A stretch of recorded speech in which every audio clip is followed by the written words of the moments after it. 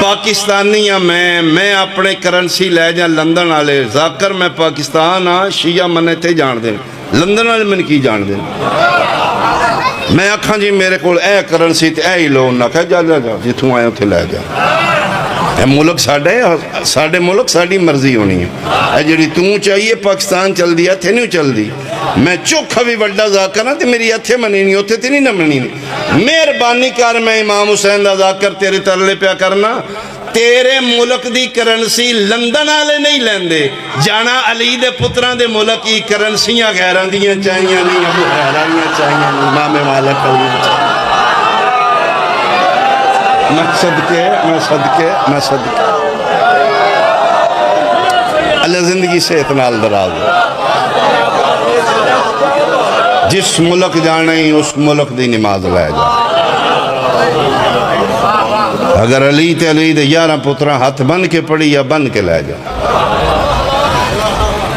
اگر علی تے علی دے 11 پترہ ہاتھ کھول کے پڑی ہے تو پلیز انہوں دے ملک جانے ہی تو انہوں دی مننی پہنی ہے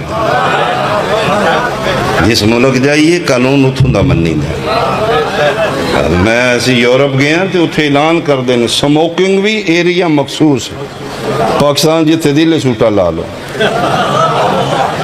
اتھے نہیں لان ہوندا اتھے انہوں نے فالو کرنا ہے اتھے روڈ نو آدھ وشگار اسی او کراس پہ کرنا ہے اتھے نہیں کر سکتا میں اتھے حکمران ویکھے نے ساڑھے ملک دا وزیر ہو کے روڈاں تے بجدا ایتھے وزیروں اتھے کیڑے ہوتے مہربانی کر گوریاں دی جا کے لندن مان لینا علی دے پتران دے ملک جا کے انہوں نے نہیں مان لگا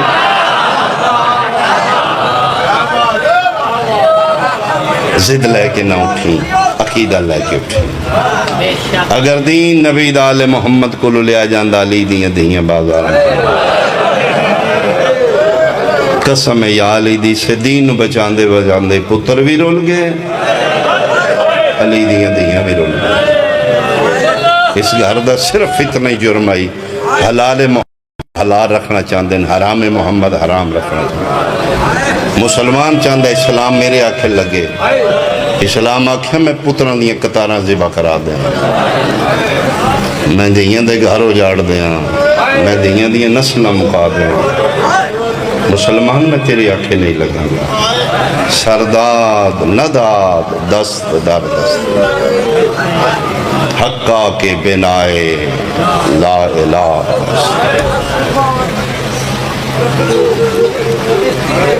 کہ جرم رسول پتر دا 3 دن دا تسا مار دکھا نبی شریعت بنائی ہے حیوان دے سامنے دوجہ حیوان ذبح نہ کرو بے زبان انہوں تکلیف ہوئے گی جانور بکرہ ذبح کرنا ہے تو اجڑ چو بکرہ لے جا او لے جا کے کرو باقی جانور ویکھن گے وہ خون نکل دا انہوں تکلیف ہوئے گی قرآن دی قسمیں جس جانوراں واسطے بھی دین اچ احساس کیتا ہی بندیاں او دے پتر نو دیاں بہناں دے سامنے مار پھر غیرہ نہیں مسلمانہ مار دیتا ہے جی آجو مسلمانہ مار دیتا کچھ حاجیوں نے مل کے کعبہ گرا دیا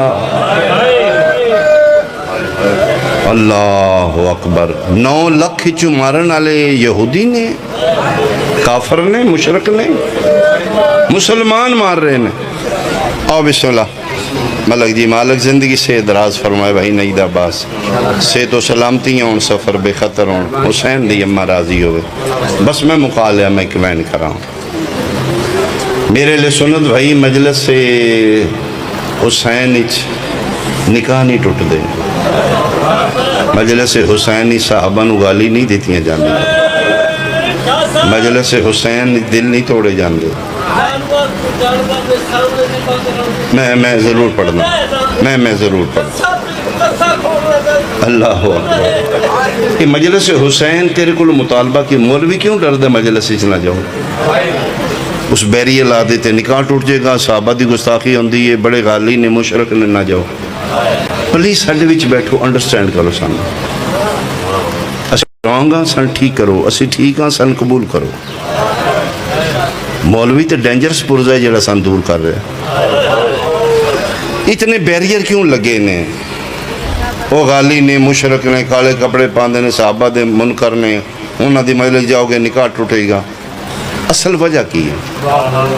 اصل وجہ ہے مجلس نکاح نہیں توڑ دی، مجلس تیرے کو ایک ہی مطالبہ کر دی. تیرا ضمیر جھنجوڑ کے پوچھ دی، دسنا 1400 سال بعد تو کلمہ نبی دا پڑھ کے کیڑا مسلمان ہے، یزیدی ہیں یا حسینی؟ ہاں صرف مجلس تیرے کو ایک ہی مطالبہ کر دی. کیوں؟ رسول دے پتر نو مارن والے نمازی ہاں، اس گھر نو ذبح کرن والے حاجی ہاں،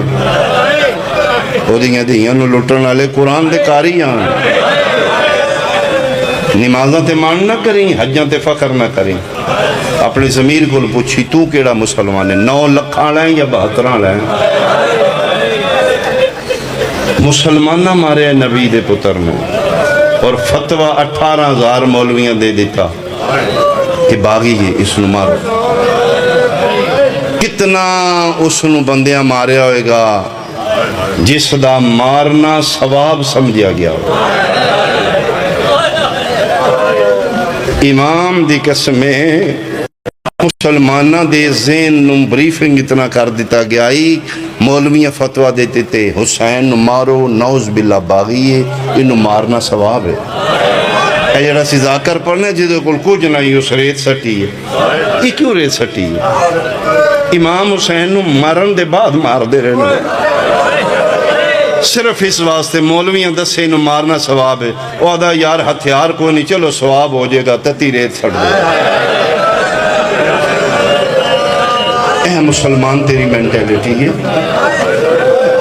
تو کیوں نہ دہشت گردوں میں دنیا کیوں نہ تم دہشت گردوں میں؟ 11 محرم دی میں تو نکال سنا ہوں تالے خان اللہ زندگی صحت ہوئے. 11 محرم سید الساجدین نے نہ کیا ٹور قافلہ اسی ٹور جانا تے معصومہ پاک نہیں اٹھ دے بابے پاک. فرمایا اٹھو معصومہ چلیے. فرمایا ویر کتھے جانا ہے؟ فرمایا شام. فرمایا میں نہیں جانا، تسی جاؤ ٹور جاؤ. کیوں نہیں جانا؟ فرمایا میں بابے دی لاش دفنانی. فرمایا نہ کو نہیں دفنان دینی. ان معصوم آپ نو ذہنی چ رکھو تے بھرا امام سامنے کوئی تھوڑا نقشہ بنے گا، ایک میں بین کراں گا، میں بھائی نمبر دیں گا. میری سینتی سجاد تسی نن ایک واری آکھو تے صحیح، جتھے ناپڑیاں دفنائیاں ساڑیاں دفنا دیں. نہیں تے فرمائے میں 3 واری پسرے ساتھ نو آکھے یا خود دفنا دے ساڑیاں لاشاں، یا میں تے میرے پتر باکر نو آکھ اسیں ایکو وڈی قبر کٹنے مشترکہ، او دے ساریاں لاشاں رکھ کے مٹی پا پھر دیتے لے چالے. ادھے بعد سجاد رو پہ حسین دی 4 سالہ دی مبلغہ بیٹی آدھی تے سجاد اس کی آکھے. فرمائے بہتر نائی پوچھ. فرمائے نہیں ویر داس میں حسین دی میں برداشت کر لاں. جگر تے ہاتھ رکھ کے دینے بغیرت منتا نہ مار کے کہ چالو چپ کر، لاشاں دفنائی دیاں نے مسلمانہ دیاں. تیری ہائے تو صدقے ہو جدی ہائے نکلی ہے. اما دی جائی سن مرحبا مرحبا مرحبا مرحبا. فرما دے نے سن مسلمان ہی نہیں سمجھ دے. وہ آدھے نے تو اسلام تو خارج ہو چکا ہے، مسلمان دی لاش دفنائی دی تسی تے مسلمان ہی نہیں.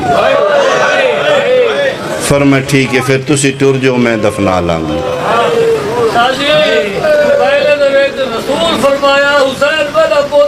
اللہ اکبر. فرمائے تو کی میں دفنائیں گی؟ فرمائے دیاں دفنا لیں گی. ابو ذر صحابی رسول دی دھی پیو دفنا لے آئی نا، میں بھی دفنا لانگی. جان دے ابو ذر نو؟ اے صحابی رسول، اے صحابی علی، حاکم شام اس نو شہر بدر کر دیتا. جرم اس دا کی علی ولی اللہ، ولی اللہ دائی علی حق تے علی امام ہے. وہ سکن چھوڑ دے. فرمایا مر جاؤں گا. ابو ذر کہا میں نہیں علی. 3 سن تے جھولیاں چلی تھی ولایت مل گئی نا، اسی پھٹ گئے، اسی پیسہ کرن لگ پہ اتھے جائزے تے نہ جائزے. جنہ جاناں دیتیاں نے، قیمتاں دیتیاں نے. وہ سکن ربضہ دے ساراج لے دیو. پابندی ہے کوئی اس نو ملن نہ جائے، مرے کھپے اتھے ہی رہے گا۔ دین نال لے کے بزرگ صحابی رسول ربزہ دے سہراج علی دی ولایت دی قیمت دین لگ پہ، نرم نرم پتے جڑی بوٹیاں دے توڑنے، پیو تے دی کھانے، جڑی دیاں دے پیو بیٹھے ہو، پھر نرم نرم ہے پھر دو حصے کرنے، چوکھے نرم بیٹی نو دینے، تھوڑے سخت آپ کھا لیں۔ تے فرمانا میرا پتر حوصلے چ رہنے، حسین دے بابے دی ولایت نہیں چھوڑنی۔ کاندے کاندے کوئی زہریلی بوٹی دا پتہ کھا لے جدنا جگر پھٹ گیا، خون دی الٹیاں شروع ہو گئیاں۔ 4 سال دی بچی ویکھ کے تڑپن لاپی، صحابی رسول دی دی ہاتھ ملے، تلیاں ملے، بابا بابا بابا کھاں کھولو۔ صحابی رسول دی چٹی داڑھی خون نال پس گئی۔ بابا تو ان کی ہو گئے؟ فرمایا میرا پتر بسو دی رضا تے راضی ہیں۔ نہیں بابا انہی نہیں کرو گے، اس علاقے آلیا دھی دے ویدیاں پیو مک گیا، نہ قبر بنام جوئی، نہ لاس چان جوئی، نہ دفنان جوئی۔ اخیر دھی گھبرا کے بڑی پردے دار آئی، چھوٹی بچی ابو ذر دی، چادر مکنا قبو کر کے پکڑ لیا۔ عرب دا صحرائے، ڈاکوان دا زمانہ ہے، بڑے بڑے بے غیرت جنگلیں پہ پھر دے ہوندے نے۔ بچی باہر آ کے ایک چوک کھلوگی، کسے نے بلاواں مدد کرے، میں بابے نو کیویں دفناواں؟ ایک قافلہ گزرے، بچی آوازیں دیتی ہیں، کسے نہ سنے۔ آخر بچی اپنی چادر ہلائی، ایک گھوڑ سوار دی نظر پہ گئی، انہوں نے کہا کوئی انسان دا بچہ تھے، گھوڑا دوڑا کیا ہے، سہمی بچی چادر قابو نال پکڑ لئی۔ ان زندگی دا فیصلہ ہے، پتہ نہیں جنہوں بلایا ہے، ڈاکو ہے، چور ہے، مسلمان ہے، کافر ہے۔ ایک پاس سے پیو دی لاش، ایک پاس سے اجنبی بندہ بلا لے، بچی شریف زادی کمبے پئی آ کے پوچھدا کون ہے تم؟ آدھی جی میں مسلمان ہوں۔ چھال مار کے گھوڑے تو لے پیا، او بسم اللہ بسم اللہ، مسلمان ہے، میں مسلمان ہوں، تو کون ہے؟ آدھی میں صحابی دی دیاں۔ کیڑے صحابی دی دیاں؟ دی ابو ذر صحابی دی دیاں۔ کتھے بابا؟ دی بابا میرا مر گیا۔ قرآن دی قسم ہے میرا سنی بھائی، اس گھوڑا سوار سر دی پگ لائی، باقیاں بلا کے آدھا آجو صحابی دی دھی رول گئی دے۔ انہاں ابو ذر دی قبر بنائی، بچی نو محفوظ پہنچایا۔ 11 محرم اد وسکال لاشاں دے ہاتھ بن کیا دی سجاد جی او دفنا لیندی ہے، میں بھی تے حسین دی دیاں نا، کسی دی منت کر لانگی، رت رو کے دل ٹور چلیے، بندیاں صحابیاں دیاں دا حیاء کی تئی، نبی دیاں دا کسے حیاء نہ کی۔ مرحبا مرحبا مرحبا مرحبا۔ آغاز سونا ہو گیا، میں ایک وین اتھی کر دیا، اس پھر بچی نو زبردستی اٹھا لیا گیا۔ بعض ایسے مقتل جملے نے پڑھ کے پھر سوچی دے اگے کی میں پہنچانے ہیں، پھر توڑے مومنہ تو ڈر لگ رہے، تو سیدو سخت پڑھ دینے ذاکر بھی انسان ہے، سیدہ ساڑھا بھی دل دے، کیوں اسی بہنہ دیاں لے کے رونے ہیں؟ دنیا دی دولت رکھ میری تلی تے، میں کدی اپنی بہن مٹی تے نہ بیٹھن دیا۔ اسی کنہ شریف زادیاں دے غمہ چنہ ماون مٹیاں تے بٹھا دیتے ہیں، سن پوچھتے سی اسی کیوں رونے ہیں؟ باقیاں نو اٹھاں تے بٹھایا گیا ہے۔ 11 محرم کربلا دے ٹبیاں چوں حسین دی دھی نو بٹھایا نہیں گیا، وکھرے تے بدتمیز اٹھ دی کانتے لٹا کے تو رسیاں نال بند دیتا ہے۔ آج حسن آلیہ تے حسن ہے، رون آلیہ تے رون ہے، 40 میلہ بعد کوفہ ہے، پتہ ہی نہیں لگتا خون اٹھتا ہے یا حسین۔ آفرین مرحبا، او میں صدقے ہو پاواں، میں صدقے ہو پاواں۔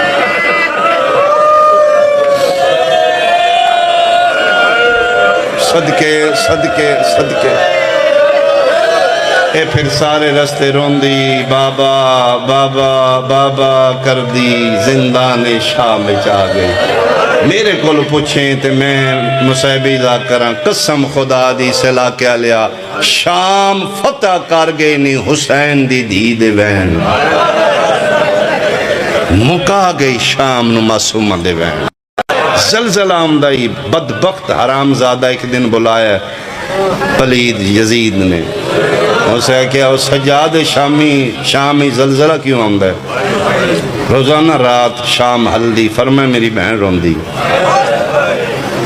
آواز ایسی کدی نہیں سنیا فرمایا ظالمہ یتیم اچھا نہیں روندے یتیم دی ہاں نال اللہ دا عرش اللہ کیویں چپ کر دیا فرمائے بابے دا سر دے پھر نہیں روئے گی فرمائے زندہ رہے گی تو روئے گی یہ بغیرت بھامیں دشمن آنے نن پاک کے یہ ویڑے دے ففرا جیڑی گل کر دے سچی کر دے ابراہیم نامی سپاہی نو دے دین سر این مردی تے مر جائے انہیں حسین دی دھی تے ترس کھا کے پیو دا سر نہیں دیتا معصوم منو مارن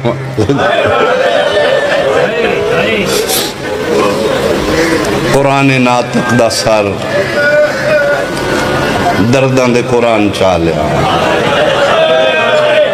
کڑیاں لی رہلتے بابے دا سر آگیا زندانی چاہے مٹیاں تے بیٹھی ہے او میں صدقے ہو پاؤں ملاقات دو بینڈ سنو جیڑی پیو تے دی ملاقات سب تو پہلے زندانی سجاد پیر رکھے تو خوشبو امامت نال پورا زندان موتر ہوئے سب تو پہلے مسافر شام 18 بھیرامہ دی بہن اٹھی میری سین دی سب تو پہلے سجاد دے ہتھاں تے نگاہ پید فرمائے ساریاں اٹھو مورے نبوہ دا سوار آ گیا ہر بی بی اٹھ کے ہاتھ ودائیں بسم اللہ وے علی اکبر دا بابا وے علی قاسم دا بابا وے علی اصغر دا بابا میں چاہ لواں بسم اللہ میں چاہواں سجادہ دے نہیں اماں صرف معصومہ ملنا ہے ہر بی بی حسرت نال ویکھ رہی ہے متان دے نکھڑے پیوتے دھیئے وکھاں دھی ملدی کی میں بابا آدھا کیے شیعہ سنیاں سجاد ٹر پے جی میں بابے دا سر قریب آئے وستی آلیا معصومہ کھلوتی رہیے 5 قدمان دی بیتے بابے دا سر رہ گئے کھلوتی معصومہ جھڑ پئیے سجادی آواز آئیے اٹھنا بابا ملن آئے نکے نکے ہاتھ بن کیا دیئے کتھے لکھے ہے پیو ملن آوے دھی نہ کھلوے تیری قسم سجاد میں بڑی کوشش کی اتنا ٹرایا نے میں 4 سالہ چھ بڑھڑی ہو گئی میریاں ہڈیاں پانی ہو گئیاں نے میرے سر دے آفرین آفرین آفرین سجاد منت لا سقط مک گئی ہے ایک واری بابے دا سر میں دے ملنا نہیں میں کوئی ادھار لانا کیڑا ادھار فرمایا ساری زندگی میں بابا دے سینے تے ستیاں جڑے سا باقی رہ گئے ایک واری تھکا بابے میں سینے تے سماوا قیامت دا منظر آئی وستے آلیا جدن انہا للہ پڑھ کے سجاد بابے دا کٹیا سر معصومہ دے ہتھاں تے رکھے بلا تشبیح سنی شیعہ بیٹھے ہو جنہ جھولیاں چھ کھیڑیاں تیرے مذبہ نال ذاکری نہیں تیرے دل تے شعور نال ذاکری یہ 4 سال دی باوجی بچی ہوئے پیو دا کٹیا سر سامنے آوے دی کیڑی آلت ہوں دی یہ کمب دے ہتھا نال سجا سر رکھے 4 سال دی حسین دی صابرہ دھیوے کے سجے دیاں ظلفہ کھپے کھپے دیاں سجے جیڑا پہلا وین کی تے پتھر لیا ادھے چپانی نکلے ایڈا وڈا وین آئی اللہ دا عرش ہلے آئے ہوران دے وال کھلے پہلا تے اچھا وین کر کیا دیو جنت دیاں پوشاکاں پاونا لیا ایک واری دی پوشاک وے جبریل دے پراتے سمنا لیا ایک واری دی دا بستر وے رو رو کے پیا دیئے دھی رول گئی ویچ سفران دے ایس آفرین آفرین آفرین آفرین چلو میں ایک وین اور کھرا مقدی ہے میری مجلس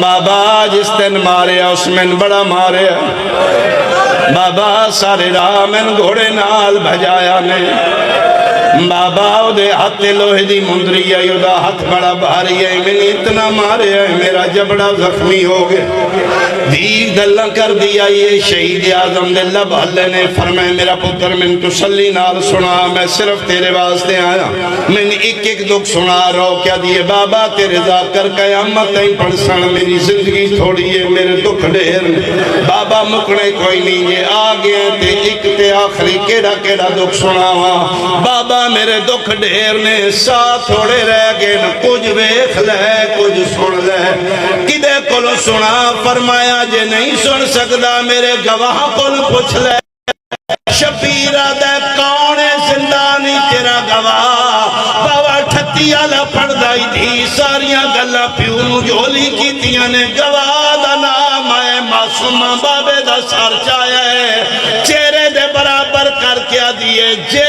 گواہ ویکھنے نہیں روک سار گواہ ان دی تیڑی دے جیڑے شامیاں ظلم کمائے اور پہلے دور لالے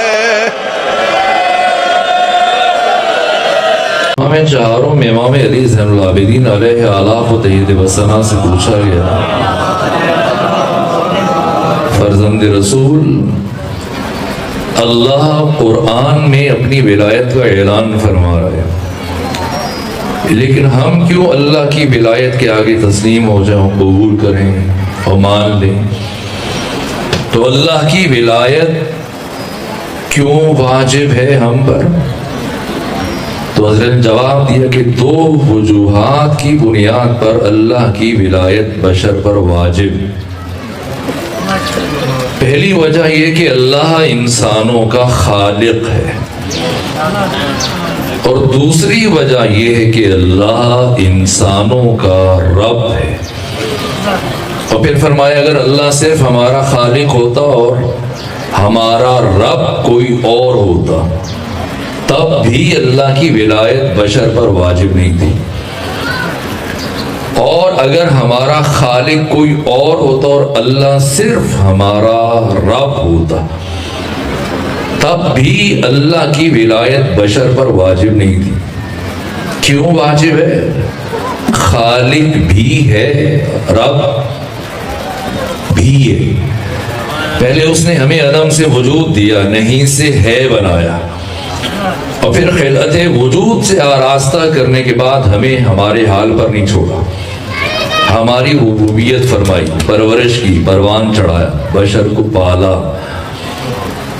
اس لیے پروردگار کی ولایت بشر پر واجب تو خدا نے اپنی ولایت کا اعلان کیا فرمایا کہ انما صرف اور صرف بس اور بس فقط اور فقط تمہارا ولی اللہ ہے لیکن اپنی ولایت کے اعلان کے فوراً بعد فرمایا وَرَسُولُهُ اس کا رسول بھی تمہارا ولی ہے ہمارے عام طور پہ ایسی باتیں کی جاتی ہیں کہ ہمارے لیے اللہ ہی کافی ہے اور صرف یا اللہ مدد باقی سب شرک و بدعت اگر اللہ کی ولایت کسی اعتبار سے کافی ہوتی تو پروردگار کبھی بھی اپنے نبی کی ولایت کا اعلان نہ فرماتا اپنی ولایت کیا اللہ کی ولایت میں کچھ کمی ہے کجی ہے نقص ہے عیب ہے پھر کیوں اپنے رسول کی ولایت کا اعلان کیا اس لیے کہ پروردگار نے مجھے اور آپ کو اپنی معرفت کے حصول کے لیے خلق فرمایا کون تو کنزم مخفی ہے میں ایک مخفی خزانہ تھا احباب تو لکئی عورف چاہا کہ پہچانا جاؤ فخلقت الخلق تو میں نے مخلوق کو خلق کیا پیدا کیا تو غرض تخلیق بشر اور فلسفہ تخلیق انسان معرفت پروردگار ایک جملہ اگر محفوظ کر سکے تو عرض کروں صاحب تفسیر المیزان علامہ محمد حسین طباطبائی نے یہ جملہ بار بار اپنی تفسیر میں تکرار کیا بیان کیا اور یہ کئی قرآنی آیات کی روح ہے اسارہ ہے وہ یہ کہ وہ فرماتے کہ ہم انسان پیدا نہیں ہوئے بلکہ ہم انسان بننے کے لیے پیدا ہوئے. اور ہم میں اور محمد و آل محمد میں کیا فرق ہے؟ اللہ نے ہمیں اس کائنات میں انسان بننے کے لیے بھیجا ہے اور محمد و آل محمد کو ہمیں انسان بنانے کے لیے بھیجا ہے. اور یہ انسان سازی کا سفر کیسے طے ہوگا؟ معرفت پروردگار کے ذریعے. تو اللہ نے مجھے اور آپ کو اپنی معرفت کے حصول کے لیے خلق فرمایا. اور جس اللہ کی معرفت مطلوب ہے وہ زمان مکان کے حساب سے ماوراء بالاتر. اور جس انسان نے اللہ کی معرفت حاصل کرنی ہے وہ دائماً زمان اور مکان کے حصار میں. کوئی انسان کبھی بھی نہ زمان کے حصار سے باہر جا سکتا ہے نہ مکان کے حصار سے باہر جا سکتا ہے. ممکن ہے کہ آپ ایسے وقت میں داخل ہوں کہ جب وقت کا تصور نہ کیا جا سکے. اگر آپ چاند پہ پہنچ جائیں، چاند بھی ایک مکان ہے. انسان کبھی بھی زمین، زمان اور مکان کے حصار سے باہر نہیں جا سکتا. اور جس خدا کی معرفت مطلوب ہے وہ کبھی بھی زمین و زمان اور مکان میں آ نہیں سکتا. اگر آ جائے تو پھر وہ خدا نہیں ہے، وہ زمان و مکان کے حصار سے ماوراء بالاتر. تو معرفت کے لیے رابطہ درکار ہے. مثلا میں یہاں آپ کی خدمت میں کوٹردوں میں پہلی دفعہ حاضر ہوا. اگر مجھے خواہش ہو کہ مجھے ان بزرگوار کی معرفت حاصل ہو جائے تو کیسے ممکن ہے کہ میرا ان سے رابطہ برقرار ہو؟ کبھی ان کے ہاں میں حاضر ہو جاؤں یا میرے ہاں یہ اسلام آباد تشریف لے آئے، ملاقات ہو، ارتباط ہو، رابطہ ہو تو نتیجتاً مجھے ان کی معرفت حاصل ہو جائے. معرفت کے لیے رابطہ چاہیے. اور رابطہ کیسے برقرار ہو؟ اس زمینی، مکانی اور زمانی انسان کا اس لا زمان اور لا مکان خدا سے. یہ زمین و زمان و مکان سے باہر نہیں جا سکتا، وہ زمان و مکان کے اندر نہیں آ سکتا ورنہ خدا نہیں ہے. تو پھر رابطہ کیسے برقرار ہو؟ جب تک رابطہ نہیں ہوگا معرفت حاصل نہیں ہو سکتی. تو یہاں پر انسان کی عقل کہتی ہے کہ ایک ایسی ذات ہونی چاہیے جو زمینی ہوتے ہوئے زمین کی حدوں کو چیرنے کی صلاحیت رکھتی ہو، اور جو مکانی ہوتے ہوئے مکان کی حدود سے گزرنے کی صلاحیت رکھتی ہو. اور اس ہستی کا نام ہے محمد مصطفیٰ صلی اللہ علیہ وآلہ وسلم، کہ زمین و زمان اور مکان کی تمام حدود کو چیرتے ہوئے آقا وہاں پہنچے جہاں نہ زمان کا تصور ہے نہ مکان کا تصور. دنا فتدلی فکان قاب قوسین، سورہ نجم 53 نمبر سورہ قرآن کا، آیت نمبر 8، 9، 10. خدا نے فرمایا ثم، پھر، دنا وہ قریب ہوا، فتدلی اور قریب ہوا. شب معراج کتنا قریب ہوا؟ فکان قاب قوسین، قوس ایک کمان، قوسین دو کمانیں. تو شب معراج مصطفیٰ خدا سے قریب ہوا اور قریب ہوا. کتنا قریب کہ دو کمانیں. لیکن پروردگار قاب قوسین کہہ کے رکا نہیں. اگر پروردگار رک جاتا تو مقام مصطفیٰ کی حد معین ہو جاتی، بلکہ پروردگار آگے بڑھا اور فرمایا او ادنا، دو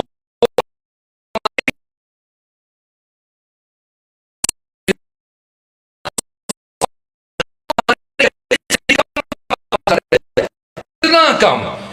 خدا جانتا یا مصطفیٰ جانتا ہے یا وہ جانتا ہے کہ جس کے اپنے مصطفیٰ سے گفتگو کر رہا ہے.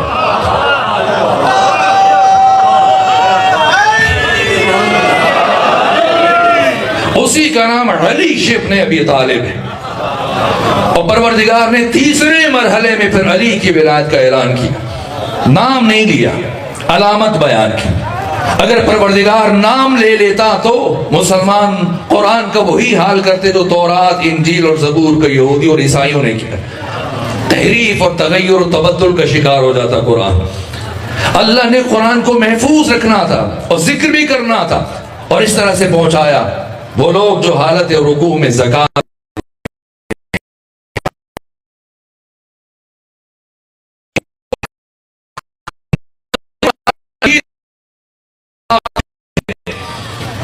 کہ علی نے حالت رکوع میں زکات دی، اس لیے ہم اس بحث میں نہیں جاتے۔ ہم کمال ادب سے دست ادب جوڑ کر مفسرین قرآن مجید سے سوال کرتے ہیں۔ اللہ ولی ہے قرآن میں، رسول ولی ہے قرآن میں، علی ولی ہے قرآن میں ہے۔ ہمارا کام کیا ہے؟ ایک مسلمان کا کام، عاشق قرآن کا کام، قاری قرآن کا کام، حافظ قرآن کا کام، کہ جو کہا گیا تسلیم ہو جائے۔ اللہ ولی ہے مان لے، رسول ولی ہے قبول کرے، علی ولی ہے تسلیم ہو جائے۔ اب کسی کو یہ بحث کرنے کی اجازت نہیں ہے کہ وہ حدود و قیود و ولایت خدا و نبی و علی کا تعین کرے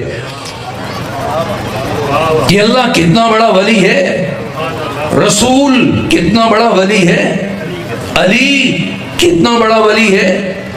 اللہ یہ کر سکتا ہے لیکن رسول یہ نہیں کر سکتا، اور یہ رسول کر سکتا ہے لیکن یہ علی نہیں کر سکتا۔ حق آپ کو کس نے دیا؟ ہمارا کام ہے اللہ ولی ہے مان لے یا پھر کھل کر انکار کر دیں، رسول ولی ہے تسلیم ہو جائیں یا پھر صاف انکار کر دیں، علی ولی ہے تسلیم ہو جائیں یا پھر کھل کر انکار کر دیں۔ سب کی ولایتوں کے برج الٹ جائیں گے اگر علی کی ولایت کا انکار کر دیا تو، اس لیے کہ کسی کی ولایت کا ہمیں کوئی سرا ملتا نہیں جن کو دنیا والے ولی مان کے بیٹھے ہیں، جب تک کہ علی سے اسے منسوب نہ کیا جائے۔ مقام عظمہ ولایت کی حدود کہاں تک ہیں؟ اگر کوئی سمجھتا ہے علی اولاد علی یا حقیقت محمدی یا ختمی مرتبہ، ان کی ولایت صرف اس عالم ناسوت میں، اس عالم ملک میں، اس عالم مادہ میں،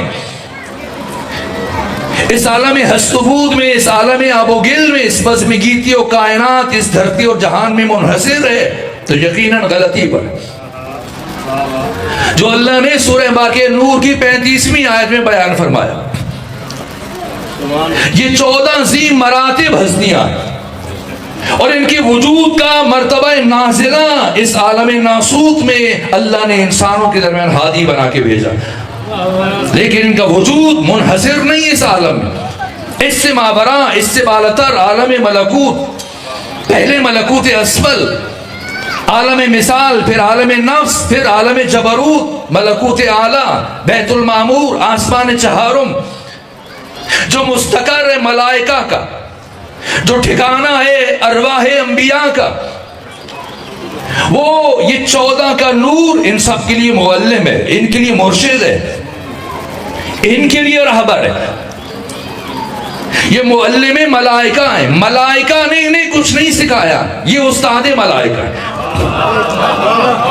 اور اسے سلیمان قندوسی حنفی اہل سنت عالم صاحب ینابیع المودہ، انہوں نے تحریر کیا ینابیع المودہ کہ پیغمبر فرماتے ہیں اللہ نے ملائکہ کی تخلیق سے 80,000 نوری سال پہلے ہمارے انوار کو خلق کیا۔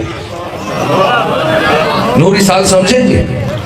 نوری سال جو آئنسٹائن نے نور کی رفتار بیان کی کہ انسان چشم زدن میں، پلک جھپکنے میں، ایک لمحے میں 3 لاکھ کلومیٹر کا فاصلہ طے کرتا ہے۔ یہ کوٹ ادو ہے، آپ کوٹ ادو سے اٹھیں اور دنیا کا چکر لگا کے واپس آئیں، دوبارہ جائیں پھر واپس آئیں، زیبارہ جائیں پھر واپس آئیں، پھر چوتھی مرتبہ، 5ویں مرتبہ، 6ٹھی مرتبہ اور 7ویں مرتبہ جب دنیا کا چکر لگا کے واپس آئیں گے کتنی دیر میں؟ 1 سیکنڈ میں، چشم زدن میں، پلک جھپکنے میں، ایک لمحے میں۔ یہ نوری سال کی مسافت کا پیمانہ ہے کہ ایک لمحے میں آپ 7 مرتبہ دنیا کا چکر لگا سکتے ہیں۔ اب سمجھے پیغمبر کیا فرما رہے ہیں؟ کہ اللہ نے ہم 14 کے انوار کو ملائکہ کی تخلیق سے 80,000 نوری سال پہلے خلق فرمایا، اور اس کے بعد اللہ نے ملائکہ کو خلق کیا. اور پیغمبر فرماتے جیسے ہی ملائکہ نے ہم 14 کے انوار کو مشاہدہ کیا، فزعموا، انہوں نے گمان کیا کہ شاید یہ 14 ہمارے خالق ہیں. تو پیغمبر فرماتے اس سے پہلے کہ ملائکہ ہمارے سامنے سجدہ ریز ہو جاتے، فسبحنا، ہم نے بلا فاصلہ اللہ کی تسبیح شروع کی اور سبحان اللہ کہنا شروع کیا. فسبحت الملائکہ، ہمیں دیکھ کر اور سن کر ملائکہ نے سبحان اللہ کہنا شروع کیا.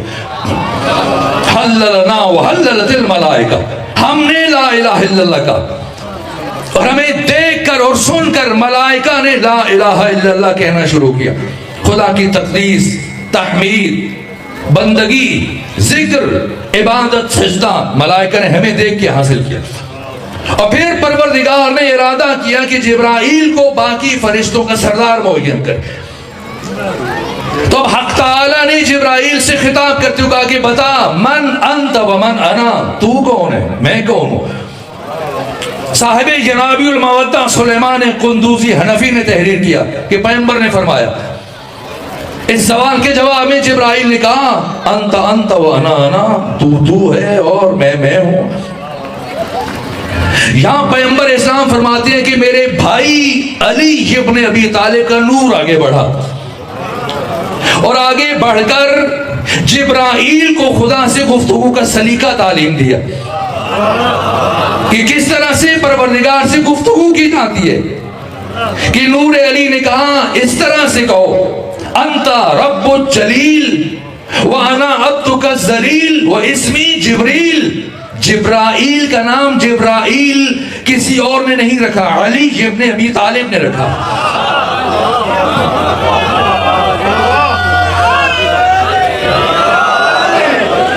اور اس کے بعد یہ عالم جبروت ہے، بیت المعمور، آسمان چہارم. اس کے بعد ہے عالم لاہوت، عالم اسماء و صفات. نہ کوئی نبی یہاں سے ایک بورا برابر آگے بڑھ سکتا ہے، نہ کوئی ملک اور نہ کوئی فرشتہ. یہ 14 عالم لاہوت کے باشندے، حق تعالی کے تمام اسماء صفات جلال و جمال کے مظہر تام، جہاں پر اللہ مستخلف انہو ہے اور یہ اللہ کے خلیفہ ہیں. اس لیے میں عرض کروں کہ ہمارا مسئلہ خلافت میں برادران اہل تسنن کے ساتھ کوئی اختلاف نہیں، خواہ وہ حنفی ہیں، شافعی ہیں، حنبلی ہیں، مالکی ہیں، اہل حدیث ہیں، دیوبندی ہیں، بریلوی، کسی بھی اہل سنت کے ساتھ مسئلہ خلافت میں ہمارا کوئی اختلاف نہیں. یہ جو سوشل میڈیا پر بیٹھ کر بعض راشن فکر مباحثے کرتے ہیں، مناظرے کرتے ہیں، گفتگو کرتے ہیں، کوئی کہتے ہیں علی پہلا ہے، کوئی کہتے ہیں علی چوتھا ہے. نہ علی پہلا ہے نہ علی چوتھا ہے، جو گنتی میں آ جائے اسے علی نہیں کہتے.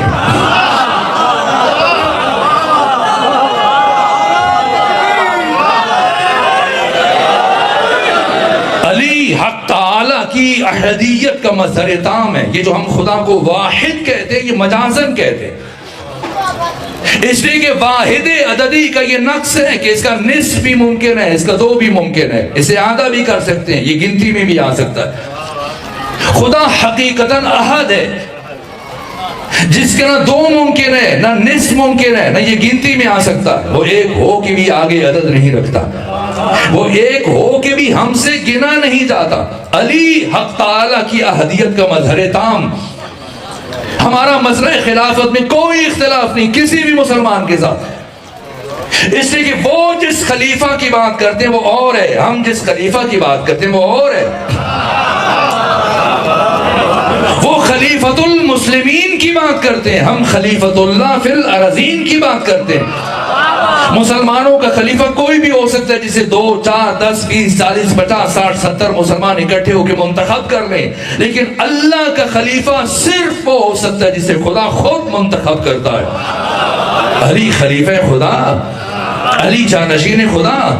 اس خلافت کی ارزش اور اہمیت علی کی نگاہ میں کیا ہے خود علی نے بتایا. جنگ صفین میں مقام سیکار پر جب علی ابن ابی طالب اپنے ہاتھوں سے پھٹی ہوئی جوتی کاٹ رہے ہیں تو حبر الامہ ابن عباس مفسر قرآن رضی اللہ تعالیٰ عنہ بصرہ کے گورنر حیرت سے علی کی طرف دیکھ رہے کہ 3 بر اعظموں کا حکمران اپنے ہاتھوں سے پھٹی ہوئی جوتی کاٹ رہے ہیں۔ تو جب امیر المومنین نے دیکھا کہ حیران پریشان سرگردان برابر ٹکٹکی باندھے ابن عباس ان کی طرف دیکھے جا رہے ہیں تو پوچھا ابن عباس بتاؤ تمہاری نگاہ میں اس جوتی کی کیا قیمت ہے، اس کی ارزش کیا ہے؟ کہا امیر المومنین ناراض نہ ہو تو اتنی کوہنا ہے، پھٹ چکی ہے، اگر آپ اسے پھینک دے تو عرب کا فقیر ترین انسان بھی اسے نہیں اٹھائے گا۔ یہ سنا امیر المومنین نے فرمایا سنو ابن عباس، علی کی نگاہ میں تمہاری اس حکومت اور خلافت کی قیمت اس پھٹی ہوئی جوتی سے بھی کمتر ہے۔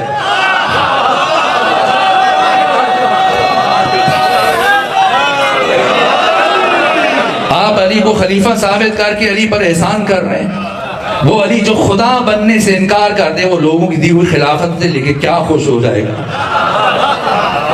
علی جانشین خدا، علی عبد خدا اور اللہ کی عبودیت اور بندگی پر علی کو افتخار۔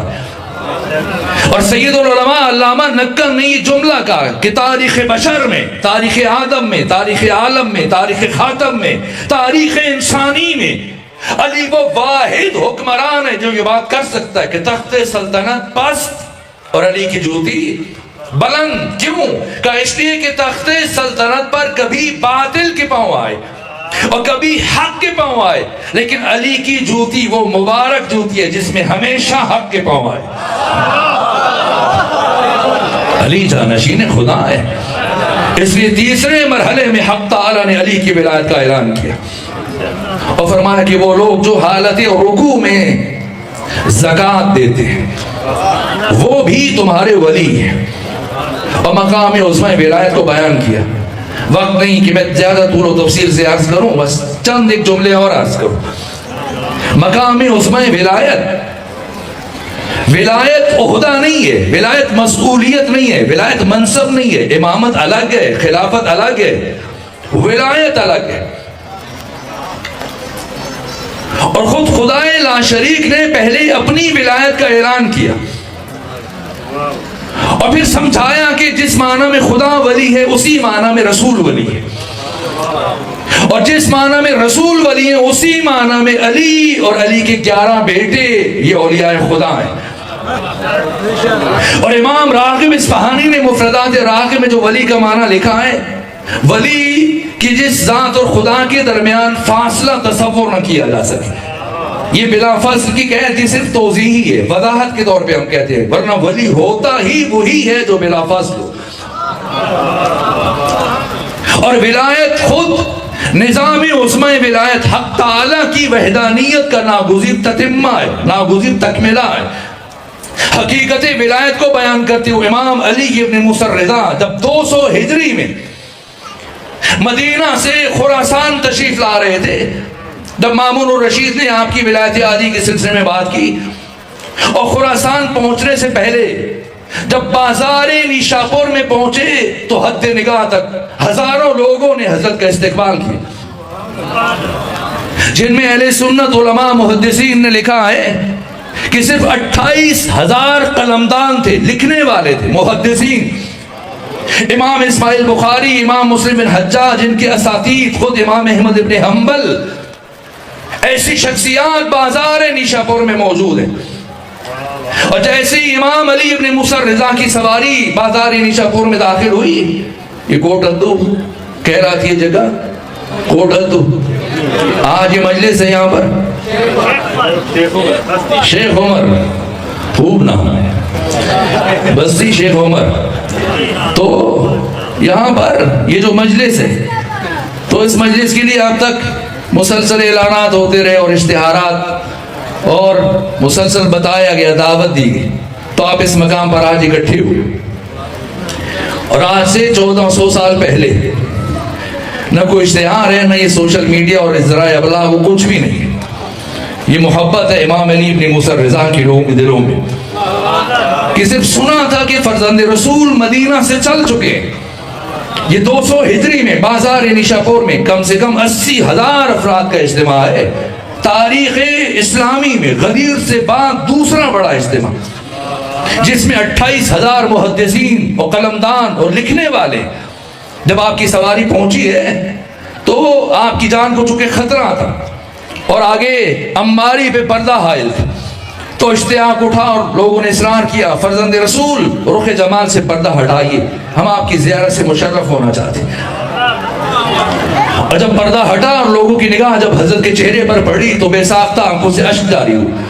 اہل سنت محدثین نے تحریر کیا کہ بازار نیشاپور میں گریے کی آوازیں بلند ہوئی. یہ فرط جذبات کا عالم ہے، عشق و شوق کی کیفیت ہے کہ حضرت نے دوبارہ انباری کا پردہ گرا دیا. آگے بڑھے اور جب آگے بڑھے تو دوبارہ سے مجمع سے آوازیں بلند ہوئی، فرزند رسول اپنی زیارت کا شرف عطا کر دیا، اب کچھ بیان بھی فرما دیجیے، کچھ حدیث بیان کر دیجیے. دوبارہ سے پردہ ہٹا اور لبہائے مبارک امام علی ابن موسیٰ رضا میں جنبش پیدا ہوئی. فرمایا سنو، مجھ سے میرے بابا موسیٰ کاظم نے، ان سے ان کے بابا جعفر صادق نے، ان سے ان کے بابا محمد باقر نے، ان سے ان کے بابا علی زین العابدین نے، ان سے ان کے بابا حسین ابن علی نے، ان سے ان کے بھائی حسن مجتبیٰ نے، ان سے ان کے بابا علی ابن ابی طالب نے، ان سے پیمبر گرامی اسلام نے، اور ان سے اللہ نے یہ فرمایا. یہ سند ذکر کر رہے ہیں. اور پہلی بات تو یہ ہے کہ حدیث کے لیے اتنا اشتیاق کیوں ہے؟ کیا محدثین مر چکے ہیں؟ نہ، خود امام احمد ابن حنبل جیسی شخصیت موجود ہیں جن کی وفات 241 ہجری میں ہوئی. 2.5 لاکھ احادیث کے حافظ ہیں، امام المحدثین ہیں. تو کیا حدیث بیان کرنے والے ختم ہو گئے؟ تو کیوں اتنا اصرار ہے؟ مجمع میں ہزاروں لوگ اصرار کر رہے ہیں کہ حدیث بیان کیجیے. تو کسی محدث کی زبان سے حدیث کا سننا اور ہے، اور اپنے زمانے کے محمد مصطفیٰ کی زبان سے حدیث کا سننا اور ہے. اور کسی نے سند طلب نہیں کی، سب نے خواہش کی حدیث سنائے، لیکن امام سند بیان کر رہے. کیوں سند بیان کر رہے؟ یہ بتانے کے لیے کہ تم جتنے واسطوں سے دین لیتے ہو، ان تمام واسطوں میں سارے سلسلہ حدیث میں کوئی معصوم ڈھونڈ کے بتاؤ، اور جو میں بیان کر کے جا رہا ہوں اس میں کسی غیر معصوم کو ڈھونڈ کے بتاؤ. اور جو سلسلہ بیان کیا اسے سلسلۃ الذہب کہا جاتا ہے. دنیا حدیث میں اگر برادران اہل حدیث تشریف فرمائے تو وہ زیادہ بہتر سمجھیں گے اس بات کو. دنیا حدیث میں ہر بڑے محدث کا ایک سلسلہ ہے، اور جو سب سے بہترین سلسلہ اسے سلسلۃ الذہب کہا جاتا ہے، جس میں سارے راوی ثقہ ہوں، معتبر ہوں، عادل ہوں. جس طرح سے اہل تسنن کیا سب سے زیادہ حدیث ام المومنین عائشہ سے روایت ہے، تو ام المومنین عائشہ کا جو سلسلۃ الذہب کہلاتا ہے، اگر 100 محدث ان سے حدیث لے تو کسی کی حدیث کو اہمیت نہیں دی جائے گی جو حیثیت ان کے بھانجے عروہ بن زبیر کی حدیث کو دی جائے گی اگر وہ ان سے نقل کرے. عروہ بن زبیر سے 100 محدث نقل کرے تو کسی کی حدیث کو وہ اہمیت نہیں دی جائے گی جو محمد ابن مسلم ابن شہاب زہری ان سے حدیث نقل کرے. یہ ان کا سلسلۃ الذہب ہے، اور وہ امام علی ابن موسیٰ رضا کا سلسلۃ الذہب ہے جسے بازار نیشاپور میں بیان کیا اور خود سے خدا تک پہنچے. اور امام احمد ابن حنبل 2.5 لاکھ حدیث کے حافظ متوفہ 241 ہجری اس بازار میں موجود تھے. اس سلسلے کو سن کے انہوں نے یہ جملہ کہا ہے جسے ابن جوزی نے بھی نقل کیا، بڑے بڑے اہل سنت علماء نے نقل کیا، بیان کیا کہ امام احمد ابن حنبل نے اس سلسلے سے متعلق یہ کہا کہ خود سے خدا تک، یہ جو خوبصورت نام لیے علی ابن موسیٰ رضا نے، اگر ان پاکیزہ اور مبارک ناموں کو اسی ترتیب کے ساتھ پڑھ کر کسی پاگل اور دیوانے پر دم کر دیا جائے تو اسے شفا حاصل ہو جائے. یہ سلسلہ سند ہے. اور کیوں سلسلہ سند بیان کر رہے ہیں؟ اس لیے کہ بات بہت بڑی کہنے جا رہے، حقیقت ولایت کو بیان کرنے جا رہے، نصاب ولایت کو بیان کرنے جا رہے. یہاں تک کہ فرمایا سنو اس سلسلے کو بیان کرنے کے بعد کہ اللہ یہ فرماتا ہے کلمۃ لا الہ الا اللہ حصنی، کلمہ لا الہ الا اللہ میرا قلعہ ہے، فمن دخل فی حصنی امن من عذابی، جو اس قلعہ توحید میں داخل ہو گیا وہ میرے عذاب سے بچ گیا. یہ فرمایا اور پردہ گرا دیا.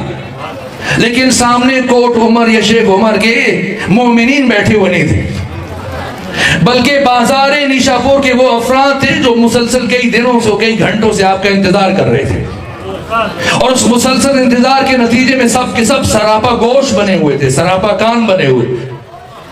اور جب توجہات اتنے عروج پر ہوں تو انسان سمجھ لیتا ہے کہ نہیں، بات مکمل نہیں ہوئی. صرف اتنی بات کہنے کے لیے علی ابن موسیٰ رضا کبھی اتنے بڑے سلسلے سند کو ذکر نہ فرماتے.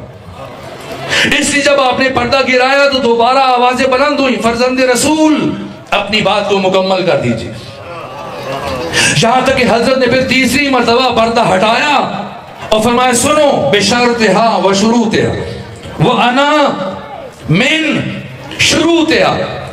فرمایا یہ جو کلمہ لا الہ الا اللہ ہے، یہ نصاب توحید، یہ قلعہ توحید کہ جو اس میں داخل ہوا، خدا فرما رہے یہ میرے عذاب سے بچ گیا. اس کی کچھ شرائط ہیں، اس کی کچھ شروط ہیں، اور ان شرائط میں سے ایک شرط میں علی ابن موسیٰ رضا ہوں. لوگ سمجھتے ہیں صرف کلمہ پڑھ لینا، لا الہ الا اللہ کی مشقیں کر دینے سے انسان مسلمان بن جاتا ہے، موحد بن جاتا ہے، توحید پرست بن جاتا ہے. نہ، لا الہ الا اللہ توحید ہے، لیکن توحید کا نقطہ آغاز ہے. امام علی ابن موسیٰ رضا کی اس حدیث قدسی جو خدا تک پہنچے، اس کی شرح میں خمینی بت شکر نے اپنی کتاب مصباح الہدایہ میں، آیت اللہ جوادی عامری نے اپنی کتاب شمیم ولایت میں یہ بات بیان کی ہے کہ لا الہ الا اللہ کہنا یہ توحید ہے، لیکن توحید کا کمال نہیں، یہ توحید کا نقطہ آغاز ہے. تو پھر کمال توحید کیا؟ جس طرح سے امام علی نقی الہادی نے ارشاد فرمایا بنا تمت کلمت التوحید، ہم 14 وہ کہ جن سے توحید خدا مکمل ہوتی ہے. لا الہ الا اللہ توحید کا نقطہ آغاز، کمال توحید اللہ کی وحدانیت کے اقرار، اظہار، اعتراف کے بعد ان 14 کی ولایت کے آگے کما حق کو تسلیم ہو جانا اور اعتراف کرنا اور ایمان لے آنا، یہ توحید کا کمال ہے.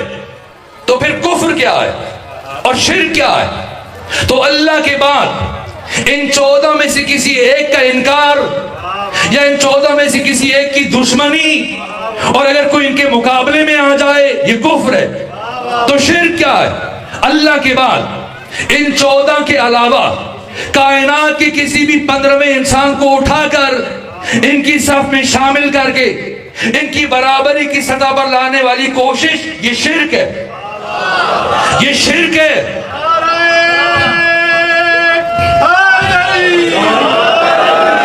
ان 14 کی ولایت حق تعالیٰ کی وحدانیت کا ناگزیر تتمہ ہے، ناگزیر تکملہ ہے.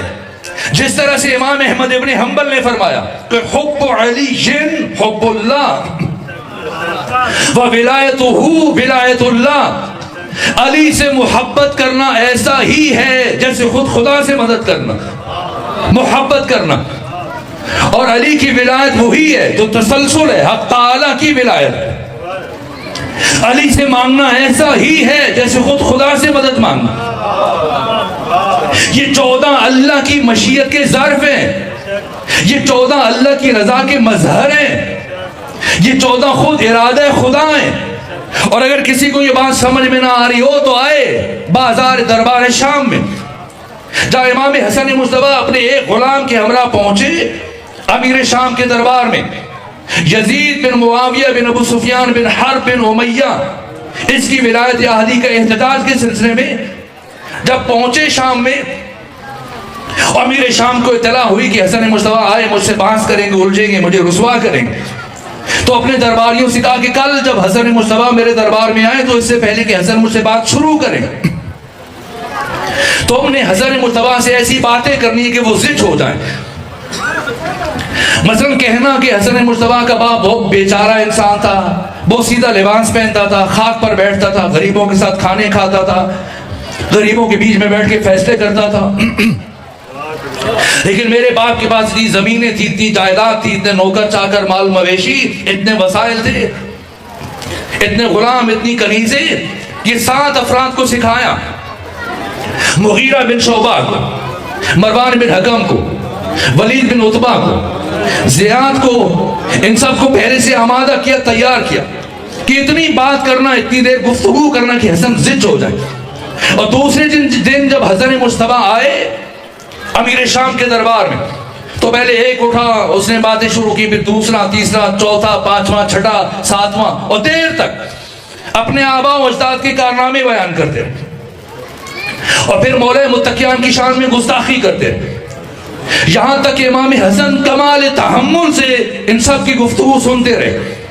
اور جیسے ہی خاموش ہوئے، امیر شام خوش ہو رہا ہے کہ اب حسن مصطفیٰ بات کرنے کے لائق نہیں رہے ہوں گے. لیکن جیسے ہی خاموش ہوئے، لبھائے مبارک حسن مصطفیٰ میں جنبش پیدا ہوئی اور فرمایا امیر شام اتفتخر ہؤلاء علی بالآباء والاجداد، ان افراد کے ذریعے سے تو حسن مصطفیٰ پر فخر فروشی کرنا چاہتا ہے؟ ان افراد کے ذریعے سے آباء و اجداد کے اعتبار سے حسن مصطفیٰ پر مفاخرہ کر رہے؟ سن امیر شام، پہلے میں حسن مصطفیٰ اپنے بابا علی سے جناب آدم تک اور اپنی ماں فاطمہ سے جناب حوا تک، اپنے تمام آباء و اجداد اور اپنی ساری ماؤں کا کردار تمہارے دربار میں ان سب کی موجودگی میں علل اعلان سب کے سامنے بیان کرتا ہوں. پھر ان سے کہنا کہ آ کر باری باری اپنی اپنی ماؤں کا کردار میرے کان میں بیان کر دو.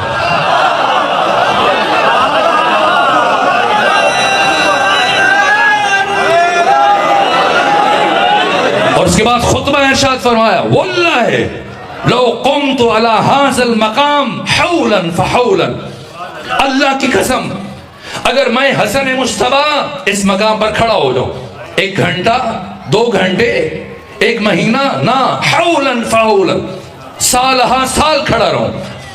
وَأَذْكُرُ مَا آتَانَا اللَّهُ مِنْ فَضْلِهِ، اور ان فضائل کو بیان کروں جنہیں اللہ نے میرے خاندان پر اتارا ہے. لم احصیها، میں حسن مصطفیٰ انہیں شمار نہیں کر سکتا، میں حسن مصطفیٰ انہیں گن نہیں سکتا.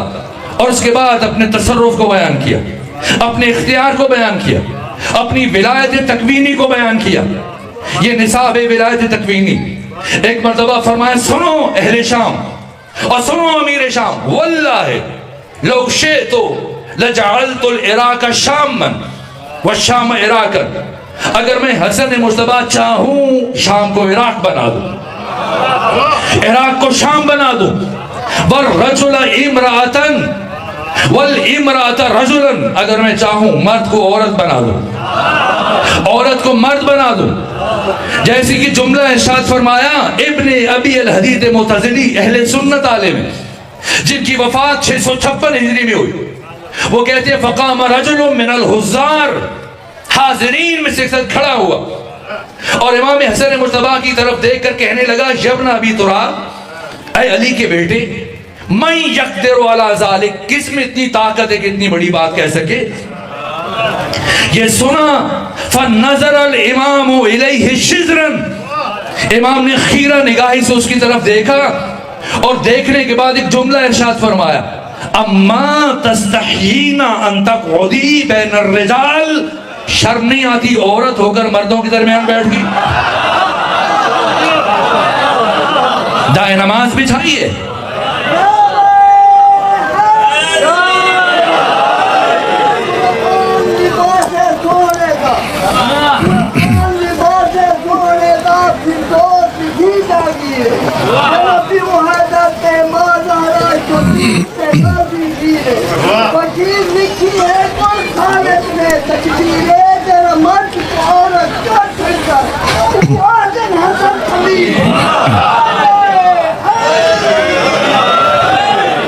خمینی بتشکن نے سورہ بارکہ یاسین کی جو آخری آیت ہے کہ جب اللہ کسی چیز کا ارادہ کرتا ہے کہتا ہے کون ہو جا تو وہ ہو جاتی. تو اس کی تفسیر میں کہا کہ یہ فہم بشر کے لیے، ورنہ اللہ کے یہاں مراحل وجود نہیں رکھتے. اللہ کا ارادہ وہی کہنا ہے، کہنا وہی ہو جانا ہے. اللہ کے ارادے کا مظہر ارادہ خدا، رضا خدا، مشیت خدا. حسن مجتبیٰ ایسا نہیں کہ جائے نماز بچھائی ابھی دعا کیوں، نہ، بلا فاصلہ جیسی دیکھا فرمایا اما تستحین ان تقعدی بین الرجال، اسی لمحے جنس تبدیل ہو گئی، اسی لمحے جنس بدل گئی. اور اب وہ چلی، جب چلی تو ابن ابی الحدید معتزلی نے تحریر کیا اور ملا باقر مجلسی صاحب بہار نے تحریر کیا. فناد الامام ونقبہا، امام نے پشت سے آواز دی کہ بات پوری سنو، تم تو عورت بن چکی، تو کیا اب ایک گھر میں دو عورتیں رہیں گی؟ نہ، قد صارت عیالو کے رجل، جاؤ جسے عورت چھوڑ کے آئے تھے وہ گھر میں مرد بن چکی ہے. یہ تصرف ہے، یہ تصرف ہے، یہ ولایت ہے، یہ خود حق تعالی کی مشیت ہے. جیسے اصول کافی کی پہلی جلد میں ابو جعفر یعقوب قرینی نے امام ششم سے اس حدیث کو نقل کیا، نحن واللہ مشیت اللہ، اللہ کی قسم ہم 14 مشیت خدا ہیں. اگر ابھی بھی کسی کے لیے روشن نہ ہوا تو آئے روز عاشور، جب حر ابن یزید الریاحی اپنے بیٹے اور غلام کے ہمراہ آنکھوں پر پٹی باندھ کر امام حسین کی بارگاہ میں حاضر ہوا اور آ کر کہنے لگا فرزند رسول کیا میری توبہ قبول ہو سکتی ہے؟ کیا اللہ مجھے معاف کر دے گا؟ 56 بڑی بڑی کتابیں مقتل کی، منہاج الدموع، دمۃ الثاقبہ، نفس المحموم، اللحوف، جو کتاب اٹھائیں، جو سیرت کی، حدیث کی، تاریخ کی کتاب اٹھائیں، واقعات کربلا سے متعلق کوئی کتاب اٹھائیں، جا کے دیکھیں. ایسا نہیں کہ امام حسین نے فرمایا کہ میں تمہاری دعا کروں گا، امید دلائیو خدا تمہیں بخش دے گا. نہ، سب نے لکھا. جیسی حر ابن یزید الریاحی نے عرض کیا فرزند رسول کیا میری توبہ قبول ہو سکتی ہے؟ لبھائے حسینی میں جنبش پیدا ہوئی. فرمایا حر جا، اللہ نے تمہیں معاف کیا. حسین ارادہ خدا، حسین مشیت خدا. یہ 14 حق تعالی کی مشیت ہے. ان سے مانگنا ایسا ہی ہے جیسے خود خدا سے مدد مانگنا. اللہ نے انہیں اپنی نصرت کا دروازہ قرار دیا. یہ 14 اللہ کی مشیت کے ظرف ہیں، یہ 14 اللہ کی رضا کے مظہر ہیں. ان سے تجھ کچھ طلب کرنا ایسا ہی ہے جیسے خدا سے مدد مانگنا. آپ کی مرضی ہے، یا اللہ مدد کر. اگر کسی کا جی چاہتا ہے کہ نبی سے مدد مانگے تو کہے یا نبی مدد. اگر کسی کا جی چاہتا ہے مولا علی سے مدد طلب کرے تو کہہ دے یا علی مدد. اگر کوئی چاہتا ہے امام زمانہ سے مدد طلب کرے تو کہہ دے یا مہدی مدد. اللہ سے مدد مانگے تب بھی مل جائے گی، نبی سے مدد مانگے تب بھی مل جائے گی، علی سے مدد مانگے تب بھی مل جائے گی، امام زمانہ سے مدد مانگے تب بھی مل جائے گی. جس سے مدد مانگے اللہ سے تب بھی ملے گی، نبی سے مانگے تب بھی ملے گی، علی سے مانگے تب بھی ملے گی. جس سے مدد مانگے مدد مل جائے گی. لیکن اگر کوئی بدبخت اپنے دل میں علی ابن ابی طالب کا بغض رکھتے ہوئے یا اللہ مدد کہے گا، مدد تو نہیں ملے گی، لعنت یقیناً مل جائے گی.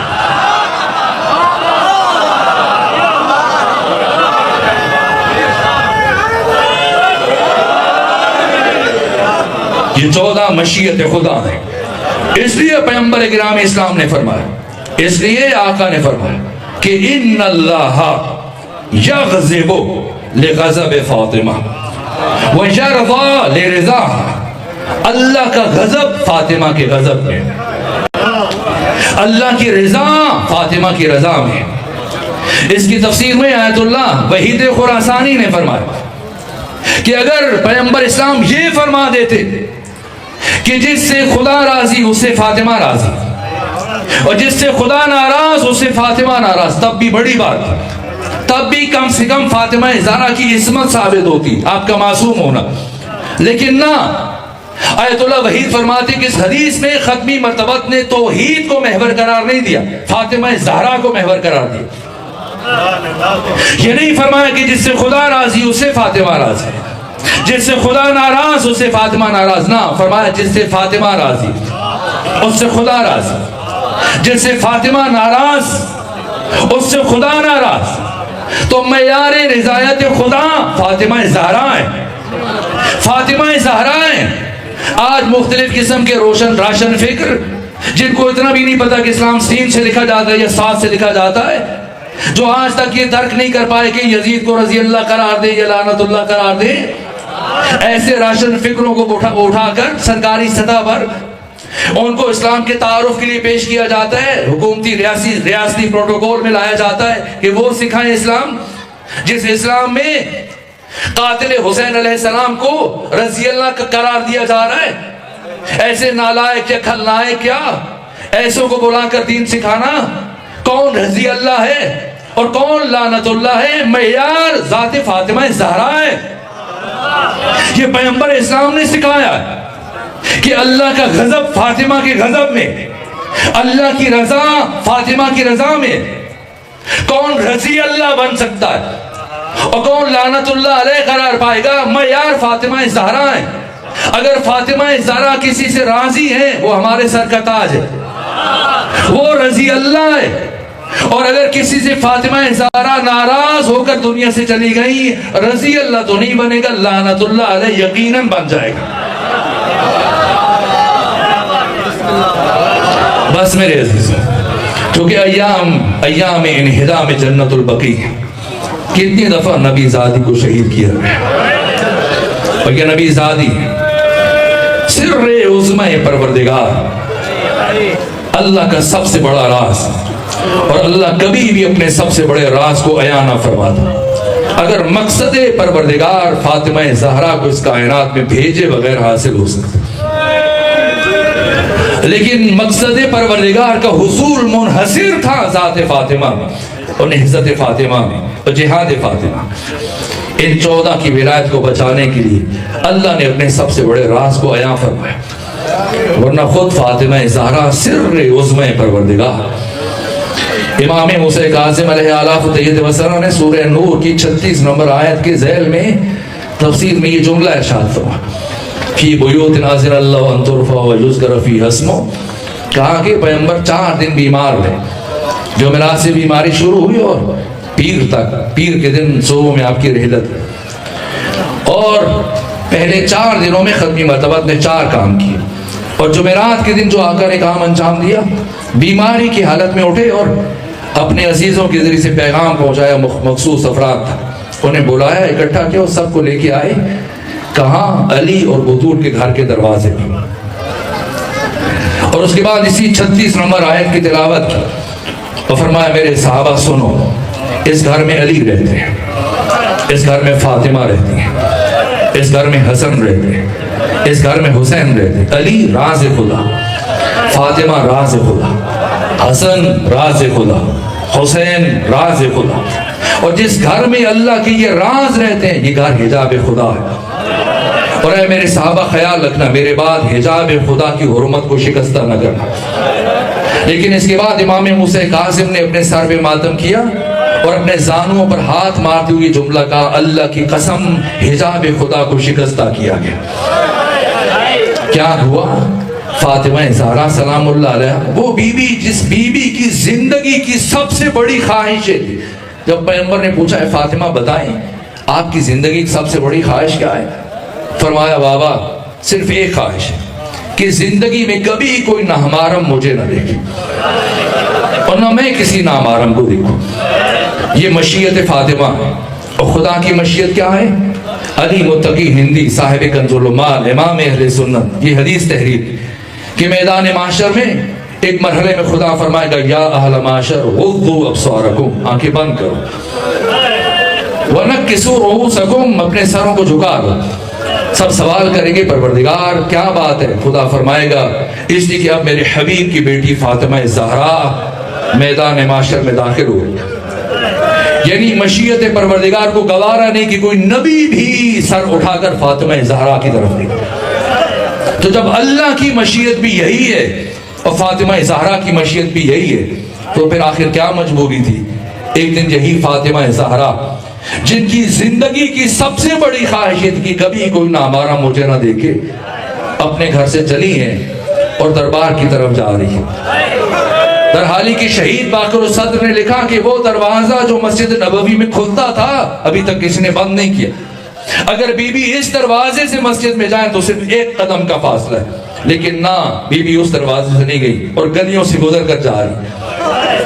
وہ بیوی جس بیوی کی زندگی کی سب سے بڑی خواہش یہ تھی کہ کبھی کوئی نہ ہمارا مجھے نہ دیکھے، آج چاہتی ہیں سب کو پتا چل جائے کہ نبی زادی زندگی میں پہلی مرتبہ اس عالم میں گھر سے باہر جا رہے ہیں. اور پھر دو ازواج مطہرات ختمی مرتبہ کی دو بیویاں آگے بڑھی، ایک ام سلمہ ایک دوسری خاتون. کہ نبی زادی ہمیں ہمراہ لے جائیے. فرمایا نہ، میں نہیں چاہتی کہ میرے بابا کے حرم کی حرمت پائمال ہو جائے. یہ فاطمہ زہرا کا جہاد. بنو ہاشم کی خواتین کو ہمراہ لیا اور بیوی چلی. اور جب پہنچی ہیں کیا کیفیت تھی. وہ بیوی جس کے آنے پر برابر 18 سال ختمی مرتبہ اٹھ کر استقبال کرتے تھے اور آگے بڑھ کر جناب سیدہ کا استقبال کرتے تو آپ کو اپنی مسند پر بٹھاتے تھے اور آپ کے ہاتھ کا بوسہ لیتے تھے. آج وہ فاطمہ کھڑی ہیں، باقی سب بیٹھے. سیدہ کو اندازہ تھا کہ آج مجھے بیٹھنے کے لیے مسند نہیں دی جائے گی. اتنی دیر، اتنے گھنٹے ایک خاتون کے لیے کھڑے ہونا کتنا مشکل مرحلہ ہے. میں نے ثانیہ زہرا کی روایت پڑھی. شہزادی زینب فرماتی ہے کہ میری ماں فاطمہ زہرا جب دربار جا رہی تھی تو سر کے سارے بال سیاہ تھے، لیکن جب پلٹ کر واپس گھر پہنچی تو میری ماں فاطمہ زہرا کے سر کے سارے بال سفید ہو چکے. کیا ہوا؟ دربار کا ایک ایک لمحہ جناب سیدہ زہرا کے لیے ایک ایک صدی کے برابر ہو گیا. اتنی دیر کھڑے ہو کے خطبہ دیا، بیٹھنے کا انتظام کر سکتی تھی.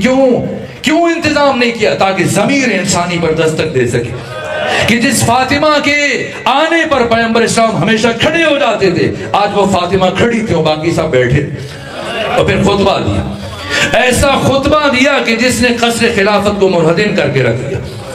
اور پھر خطبہ دینے کے بعد فاطمہ زہرا پلٹی لیکن گھر واپس نہیں آئی. ایک ایک صحابی کے دروازے پر دستک دے رہی. لیکن آج کوئی دروازہ فاطمہ زہرا کے لیے نہیں کھل رہا ہے. ہاں ایک دروازہ کھلا، معاذ بن جبل دروازہ کھولا. اور جب دروازہ کھولا تو دیکھا نبی زادی کھڑی ہے. کہا نبی زادی آپ نے کیوں زحمت فرمائی، مجھے بلا لیا ہوتا میں خود حاضر ہو جاتا. جناب سیدہ نے فرمایا معاذ ان باتوں کو چھوڑو، آؤ مسجد میں حق کو پائمال کیا جا رہا ہے. کچھ دن پہلے غدیر میں جو اعلان سنا تھا آ کر گواہی دو. ایک مرتبہ معاذ بن جبل نے کہا نبی زادی جب سارا مدینہ خاموش ہے اکیلے معاذ کی گواہی کس کام کی؟ فرمایا تم باقیوں کو چھوڑو، تم نے یہ اعلان میرے بابا کی زبان سے سنا تھا، تم آؤ گواہی دے دو. معاذ نے کہا نبی زادی مجھے معاف رکھیے. یہ سنا سیدہ نے جواب دیا اے معاذ یاد رکھنا جب تک زندہ رہوں گی کبھی زندگی میں تم سے دوبارہ کلام نہیں کروں. یہ کہاں سیدہ چلی اور معاذ بن جبل کا بیٹا گھر میں داخل ہو رہا تھا. جیسی بیوی کا آخری جملہ سنا ہل کر رہ گیا. کہنے لگا اپنے باپ سے پوچھا نبی زادی کیوں آئی تھی؟ کہ نصرت طلب کر رہی تھی، مجھ سے مدد مانگ رہی تھی. کہا آپ نے کیا جواب دیا؟ کہا میں نے عذر خواہی کی. کہا فاطمہ زہرا نے پھر کیا جواب دیا؟ کہا نبی زادی نے کہا کہ جب تک زندہ رہوں گی کبھی تم سے دوبارہ کلام نہیں کروں. یہ سنا معاذ بن جبل کا بیٹا الٹے پاؤں واپس چل پڑا. باپ نے پوچھا کہاں جا رہے ہو؟ کہا میں دوبارہ اس گھر میں نہیں آؤں گا. کہ میں تمہارا باپ ہوں، یہ تمہارا گھر ہے. کہ بے شک تم میرے باپ ہو، بے شک میرا گھر ہے، لیکن میں نے پیغمبر کی زبان سے سنا تھا جس سے فاطمہ راضی اس سے خدا راضی، اور جس سے فاطمہ ناراض ہے اس سے خدا ناراض ہے. جس گھر سے نبی زادی ناراض ہو کر چلی جائے میں اس گھر میں کبھی قدم نہیں رکھ سکتا. اور پھر پوری زندگی کبھی معاذ کے بیٹے نے اپنے گھر میں قدم نہیں رکھا. اس طرح سے نبی زادی ایک ایک دروازے پر دستک دیتے ہوئے گھر پہنچی. اور جب گھر پہنچی تو حزب حاکم نے اچھے سے سمجھ لیا کہ اگر یہ معظمہ کچھ دن اور زندہ رہ گئی اور اسی طرح سے ضمیر بشر کو جھنجھوڑتی رہی اور ضمیر انسانی کو بیدار کرتی رہی تو پھر شاید کوئی ہمیں اس مسند پر نہ بیٹھنے دے. چنانچہ حزب حاکم نے طے کیا کہ جتنا جلد ممکن ہو سکے اس شمع ہدایت کو گل کر دیا جائے، اس چراغ ہدایت کو ہمیشہ کے لیے. چنانچہ 50 افراد ہاتھوں میں ڈنڈے لگائے، تلواریں اٹھائے، جلانے کا سامان اٹھائے، اور 300 قبیلہ بنی اسلم کے افراد وہ بھی ساتھ شامل ہو گئے. اور یہ 350 افراد سیدہ فاطمہ کے بیت الشرف کی طرف جا. وقت ایک جملہ عرض کروں. صاحب مفاتیح الجنان شیخ عباس قمی جنہیں سقۃ الاسلام کہا جاتا، आलम तशय्युह की मोतबर तरीन शख्सियत जिन्होंने मफातिहुल जनान जैसी किताब लिखी, इन्होंने सैयदा के मक्तल पर एक पूरी किताब लिखी जिसका नाम है बैतुल अहज़ान, और उसके शुरू में एक वाक़या तहरीर किया। कहा कि इमाम हुसैन की शहादत के 3 साल गुजरने के बाद मदीने से एक बड़ी शख्सियत का बेटा शाम पहुंचा यजीद इब्न मुआविया के पास, और जाकर उससे एहतजाज किया। कहा यजीद, अगर तू हुसैन को कत्ल करता मैं यहाँ तुम्हारे पास ना आता। अगर तूने हुसैन के भाइयों को मारा, बेटों को मारा, भतीजों को मारा, अजीजों को मारा, ये मर्दों की जंग है। अगर तू इस हद तक रुक जाता मैं कभी तुम्हारे पास शाम में ना आता। लेकिन तुम्हें ये हक हासिल नहीं था कि तू नबी ज़ादियों को, रसूल ज़ादियों को दरबारों और बाजारों में लेके और उनके सरों से रिदा को इस तरह से अगियार के सामने छीने। यजीद ने ये सुना कि कोई भी मुझसे ये बात करता मैं बर्दाश्त कर लेता, लेकिन तुम्हें ये हक नहीं देता कि तुम मुझसे ये बात करो। कि क्यों, मैं क्यों नहीं कह सकता? ये सुना तो यजीद अपने मकाम से उठा, चलकर लकड़ी का एक संदूक, उसमें से एक खत निकाल के लाया और उस खत को आने वाले उस फर्द के सामने फेंका कि पढ़ो कि ये क्या है। कि ये तुम्हारे बाप का वो खत है जो उसने मदीने से शाम मेरे बाप के लिए भेजा था। क्या लिखा था? लिखने वाले ने खुद लिखा कि पैगंबर इकराम इस्लाम की रहलत के चौथे रोज मैंने अपने गुलाम को अली के घर की तरफ रवाना किया, जाओ अली को बुला के लो और अली आकर बैत करे। तो जब मेरा भेजा वो फर्द गया, गुलाम गया, तो अली सामने नहीं आए और उस घर की कनीज सामने आए। दरवाजे के पीछे से कहा कि मेरे आका अली कुरान मजीद की जमावरी में और तदवीन में मसरूफ है, और जब तक कुरान की तदवीन का काम मुकम्मल नहीं हो जाता तब तक आका अली बाहर नहीं आए। तो मेरा गुलाम वापस आ गया, और जब उसने मुझे ये बताया मुझे गुस्सा आया। मैंने अपने दोस्तों में से, करीबियों में से चंद अफराद को मुंतखब किया, उनसे कहा जाओ जाके अली से कहो कि अगर अब की दफा नहीं आए तो फलां ये कह रहा था कि लेने के लिए मैं खुद आऊंगा, और जब मैं खुद आऊंगा तो हर हाल में लेके जाऊंगा। यहां तक कि ये अफराद आए, और जब आए और तकुल बाप किया तो अब की दफा लिखने वाले ने लिखा कि अब की दफा दरवाजे पर नबी ज़ादी तशरीफ लाए, और मेरे भेजे हुए अफराद से कहा कि उस शख्स से कहो कि जब तुमने हक के अहले बैत गस्ब कर लिया और हुकूमत हमसे छीन ली तो मजीद क्या चाहते हो? अगर ये चाह रहे हो कि अली खुद तुम्हारी बैत करें तो ऐसा मुमकिन नहीं, और जब तक फातिमा जिंदा है कभी तुम्हारी ख्वाहिश पूरी नहीं हो सकती। यहां तक कि कहने लगा, लिखा जब दूसरी मर्तबा मेरे भेजे अफराद खाली हाथ वापस आए तो मुझे गुस्सा आया, और मैंने 50 अफराद को अपने हमरा लिया, जिनमें से फिर 300 कबीले बनी असलम के अफराद शामिल हो गए। ये 350 अफराद का जत्था हाथों में लकड़ियां उठाए, डंडे उठाए, तलवारें उठाए, जलाने का सामान उठाए, नबी ज़ादी के दरवाजे पर पहुंचा। और फिर उसने लिखा, मैंने कुलफुस से कहा कि अब जाके दस्तक दो और कहो कि अली को बाहर भेजे। कुलफुस आगे बढ़ा, दस्तक दी, और मैंने खुद महसूस किया कि अली दरवाजा खोलने के लिए आ रहे हैं। मैंने आवाज और आहट महसूस की, लेकिन इससे पहले कि अली दरवाजा खोलते नबी ज़ादी अली के सामने आकर रुक गई और दस्त अदब जोड़ दिए, और ये जुमला कहा जो मैंने सुना कि अली जब तक मेरे बाबा मोहम्मद मुस्तफ़ा जिंदा रहे कभी खुद उन्होंने तलवार नहीं उठाई, हमेशा आपने मेरे बाबा का दिफा किया, इसलिए कि उस वक्त रूए जमीन पर हुज्जत खुदा मेरे बाबा थे और आज रूए जमीन पर हुज्जत खुदा आप हैं, इसलिए आप खुद अपने हक में तलवार नहीं उठाएंगे, आज नबी ज़ादी आपका दिफा करेगी। अली ने जवाब दिया जैसे नबी ज़ादी मुनासिब समझती। बस अब अली पीछे हटे और फातिमा ज़हरा दरवाजे के करीब आई। मैंने कहा नबी ज़ादी ताखीर न करें, अली को बाहर भेजे। कहा अली मेरी जिंदगी में बाहर नहीं आएंगे। तो मैंने कहा अली को बाहर भेजे वरना हम इस दरवाजे को आग लगा देंगे। तो नबी ज़ादी ने मुझसे कहा उस घर को आग लगाओगे जिस घर में तुम्हारे नबी की बेटी रहती है? कहा रहती है तो रहती रहे, अगर अली को ना भेजा गया हम आग लगाएंगे। और चंद लम्हों के बाद खत लिखने वाले ने लिखा कि मैंने कुलफुस से कहा देर न करो, आगे बढ़ो, इस दरवाजे को आग लगाओ। आग जलने लगी, दरवाजा जलने लगा, लेकिन ये शख्स गुस्से में इतना बिफरा हुआ था कि इसने जलते हुए दरवाजे को ठोकरें मारना शुरू की, और थोड़ी देर के बाद ये दरवाजा गिरा।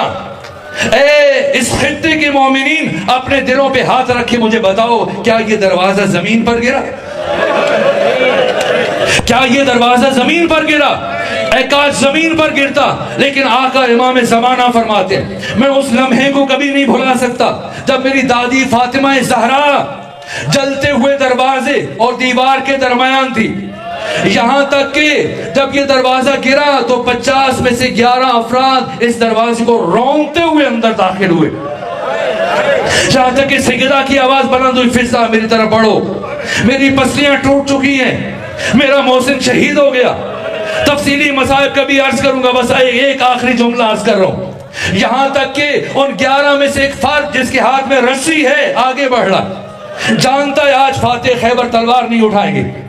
یہاں تک کہ میں نے پڑھا ہے کہ ایک یہودی جب یہاں سے گزر رہا تھا جو مولا متقیان کا ہمسایہ تھا، جیسی حضرت کے گلوئے اطہر میں رسی دیکھی بلا فاصلہ اس کی زبان سے یہ ذکر جاری ہوا، اشہد ان لا الہ الا اللہ، اشہد ان محمد رسول اللہ، اشہد ان علی ولی اللہ. سلمان فارسی آگے بڑھے، کہا پیغمبر 10 سال برابر تمہارے سامنے قرآن پڑھتے رہے، تم اسلام کی دعوت دیتے رہے، تب تم نے اسلام قبول نہیں کیا.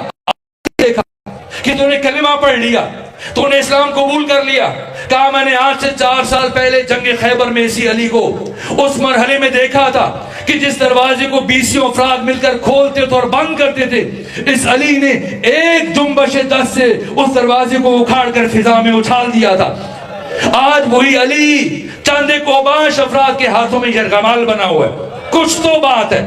اگر یہ حقیقتاً وسیع رسول نہ ہوتا، اگر یہ جانشین خدا نہ ہوتا تو ایسا صبر ممکن نہیں تھا. اتنا بڑا شجاع اتنا صبر کر سکتا. یہاں تک میں نے پڑھا ہے کہ ایک مرتبہ جناب ابو ذر کا ہاتھ تلوار کی طرف بڑھا اور مولا متقیان کی نگاہ جب ابو ذر پر پڑی اسے کچھ نہیں کہا، سلمان کی طرف دیکھا اور سلمان دوڑے دوڑے ابو ذر کے پاس گئے اور کہا جب فاتح خیبر تلوار نہیں اٹھا رہے تو کیا تو علی سے بڑا شمشیر زن ہے؟ اس راز کو سمجھنے کی کوشش کرو میرے عزیزو. سینے میں سکت نہیں کہ مزید کچھ عرض کروں، لیکن ایک جملہ محفوظ کر کے لے جائیے. اسلام مدیون ہے ذات امیر المومنین کا، اپنے وجود میں بھی اپنی بقا میں بھی. اسلام وجود میں آنے کے لیے شمشیر علی کا محتاج ہے. اگر علی کی شمشیر نہ ہوتی اسلام معرض وجود میں نہ آ سکتا.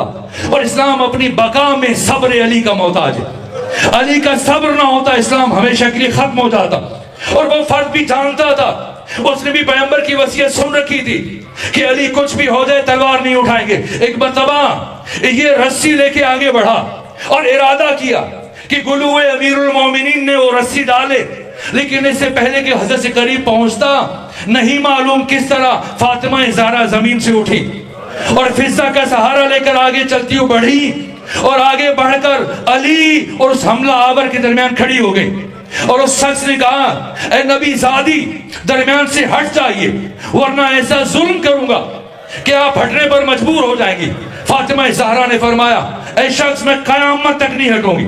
کہا ہٹ جائیے، فرمایا نہیں ہٹوں گی، مجھے معاف کیجیے گا. ایک مرتبہ اس شخص نے اپنا دایاں بازو فضا میں بلند کیا اور پھر اتنی طاقت سے ایک تماچا نبی زادی کے رخسار پر مارا کہ ایک مرتبہ فاطمہ زہرا زمین پر گری اور اب علی کی گلوئے اطہر میں رسی ڈالی گئی اور حضرت کو گھر سے دربار لے کے جایا گیا. مجھے بتائیے کیا علی کو گھر سے مسجد اس طرح لے کر گئے جس طرح سے علی کی شیردل بیٹی زینب بنت علی کو 61 ہجری میں کربلا سے کوفہ سے شام لے کر گئے؟ نہ، بلکہ اتنی بے ادبی سے لے کر گئے کہ فاطمہ زہرا اپنے پہلو کا درد بھول گئے. بس آخری جملہ عرض کروں، اس سارے واقعے میں وہ پہلا شخص مدینے میں موجود نہیں تھا، باہر تھا. جب واپس آیا دوسرے سے پوچھا میں نے سنا ہے تو نے نبی زادی کے دروازے کو آگ لگائی. کہا میں نے آگ لگائی. کہا میں نے سنا ہے نبی زادی نے بڑی مقاومت دکھائی. کہا بڑی مقاومت دکھائی. کہا میں نے سنا ہے نبی زادی علی کا دامن نہیں چھوڑ رہی تھی. کہا نہیں چھوڑ رہی تھی. کہا پھر بتا کیسے چھڑوایا؟ کیسے چھڑوایا؟ کہ ہم نے علی کے گلے میں رسی ڈالی، علی کو گھر سے مسجد کی طرف کھینچنا شروع کیا اور نبی زادی نے اپنا ہاتھ علی کے دامن میں ڈال دیا. ہم نے سوچا خاتون ہے، زخمی ہے، کمزور ہے، اگر علی کو کھینچیں گے نبی زادی کا ہاتھ چھوٹ جائے گا. لیکن نبی زادی نے اتنی مضبوطی سے علی کے دامن کو تھام رکھا تھا کہ جیسے جیسے ہم علی کو کھینچ رہے تھے نبی زادی علی کے ساتھ کھینچتی چلی جا رہی تھی. کہا پھر کیسے چھڑوایا؟ کہا بس چھڑوا لیا. کہا مجھے بتا، میں جاننا چاہتا ہوں. کہا میں نے سمجھ لیا. نبی زادی نے اتنی مضبوطی سے علی کے دامن کو تھام رکھا ہے کہ قیامت تک نہیں چھوڑے گی. کہا میں نے ایک مرتبہ داہنے دیکھا، ایک مرتبہ بائیں دیکھا. میرے قریب ایک کنفوس کھڑا تھا، اس کی کمر بند میں تازیانہ تھا. میں نے آگے بڑھ کر وہ تازیانہ نکالا اور اسے فضا میں لہرانے کے بعد اس زور سے نبی زادی کے ہاتھوں پر مارا کہ ایک مرتبہ فاطمہ زہرا کے ہاتھ چھوٹ گئے. الا لعنت اللہ علی القوم الظالمین وسيعلم الذين